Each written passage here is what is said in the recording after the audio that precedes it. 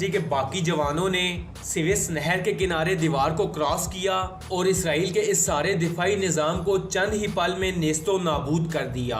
SSG commandos ने जान पर खेल कर इसराइली डिफेंस सिस्टम की धज्जियां उड़ाते हुए इसकी फ्रंट लाइन को भी खाली करवा लिया। Hey guys, welcome back to our channel. तो हम आगे वापस बिल्कुल एक न्यू वीडियो के साथ, और आज हम जिस वीडियो पे रिएक्ट करने जा रहे हैं वो है Indian army secret operation in Israel, Bosnia and Sri Lanka.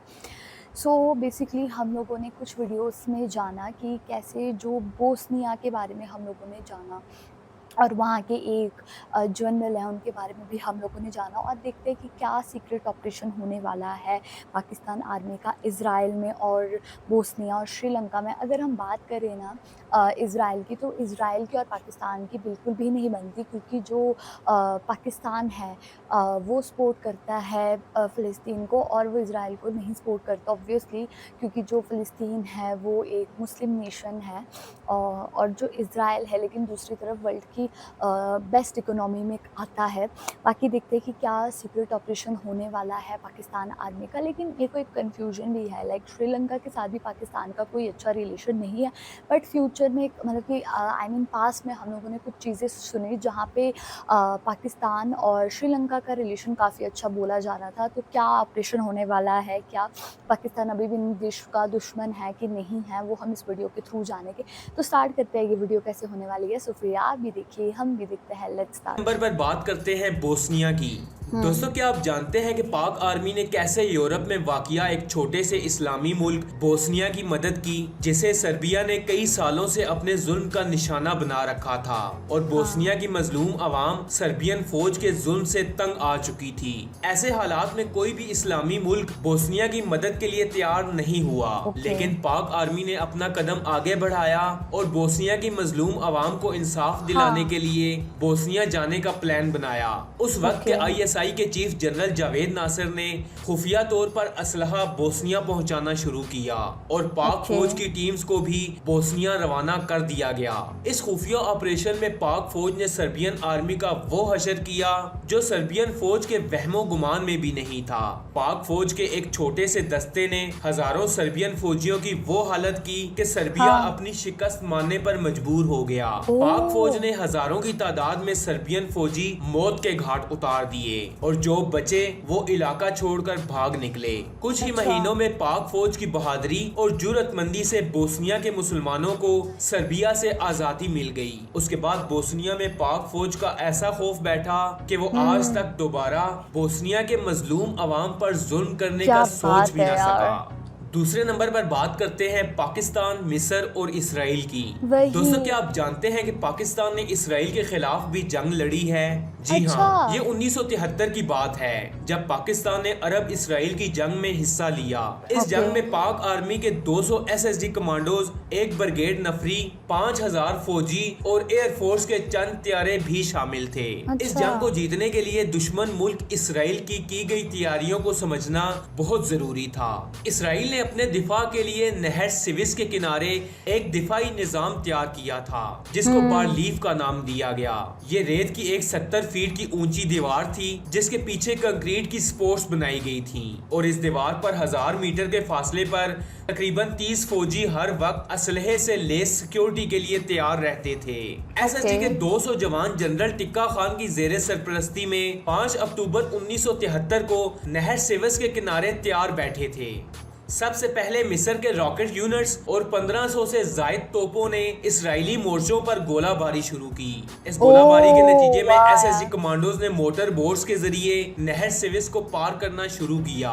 दोस्तों, दुश्मन की फायरिंग लाइन के सामने से गुजरकर और हवाई जहाजों की बमबारी के नीचे इस दीवार को क्रॉस करना कोई आसान काम नहीं था, और इस दौरान कई SSG कमांडोज शहीद भी हुए।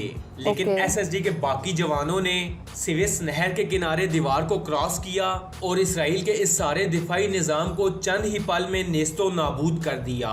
SSG कमांडोज ने जान पर खेल कर इसराइली डिफेंस सिस्टम की धज्जियां उड़ाते हुए इसकी फ्रंट लाइन को भी खाली करवा लिया।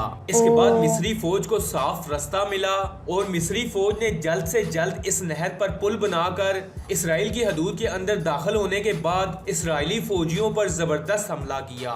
जिसके बायस इसराइल को बहुत नुकसान उठाना पड़ा और इसराइल के इस नुकसान के पीछे सिर्फ और सिर्फ पाक आर्मी का हाथ ही था। इसके अलावा अच्छा। अरब इसराइल की जंग में पाक फिजाइया ने भी 8 इसराइली तैयारे मार गिराए थे, लेकिन पाक फिजाइया को किसी किस्म का माली या जानी नुकसान नहीं हुआ, जिसका गुस्सा इसराइल आज भी निकालने की पूरी कोशिश करता है। ओह। शायद आपको याद होगा कि अभिनंदन के तैयारे के साथ एक दूसरा तैयारा भी गिरा था हाँ, और फौरी हाँ, तौर हाँ। पर चलने वाली खबरों में मीडिया पर इसका पायलट इसराइली बताया जा रहा था, लेकिन फिर इस खबर को वहीं दबा दिया गया और अभिनंदन को सामने लाया गया। पाक फौज की मदद के साथ मिस्री फौज का जबरदस्त जवाब देखकर इसराइल बौखला गया और उसकी ओके। आर्मी उल्टे पांव भागने पर मजबूर हो गई और इसराइली आर्मी को कई 100 किलोमीटर तक पीछे धकेल दिया गया। ओह। इस तरह पाक फौज की मदद ने मिस्र को शिकस्त से बचा लिया।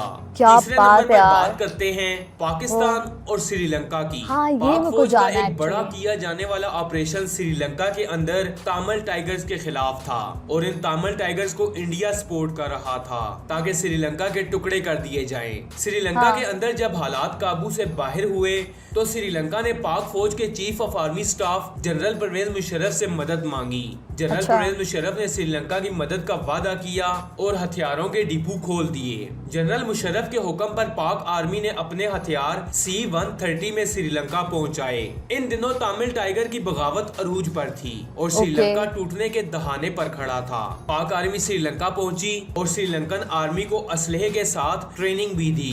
SSG बात कमांडोज है, के वाह। ऑपरेशन से इन तामिल टाइगर्स को बुरी तरह शिकस्त हुई और चंद ही महीनों में श्रीलंका से तामिल टाइगर्स का सफाया कर दिया गया। वाह इस यार। तरह पाक आर्मी की मदद से श्रीलंका टूटने से बच गया।